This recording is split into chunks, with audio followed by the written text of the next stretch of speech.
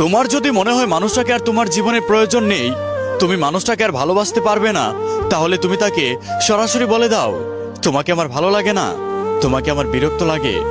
অযথা তুমি মানুষটাকে দিনের পর দিন তিলে তিলে অবহেলা করে কষ্ট দিও না। মানুষটাকে তোমার জীবনে প্রয়োজন নেই, মানুষটাকে তুমি আর ভালোবাসতে পারবে না, সেটা তুমি তাকে একবার বলে দিলে সে একবারই কষ্ট পেয়ে নিজেকে শান্ত করে ফেলবে।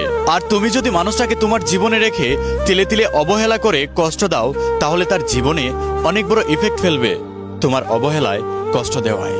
তাই তুমি যদি মনে করো একটা মানুষকে তোমার জীবনে প্রয়োজন নেই, তাকে তুমি ভালোবাসতে পারবে না, তাহলে তুমি তাকে সরাসরি বলে দাও, তোমাকে আমার ভালো লাগে না, তোমাকে আমার জীবনে প্রয়োজন নেই, তোমাকে আমি ভালোবাসতে পারবো না। অযথা তাকে তোমার জীবনে রেখে দিনের পর দিন কষ্ট দিও না, অবহেলা করো না। কারণ একটা মানুষ অবহেলার কষ্ট পেলে সে নিজে ভিতর থেকে মারা যায় এবং সে বেঁচে থাকে জীবন্ত লাশ হয়ে।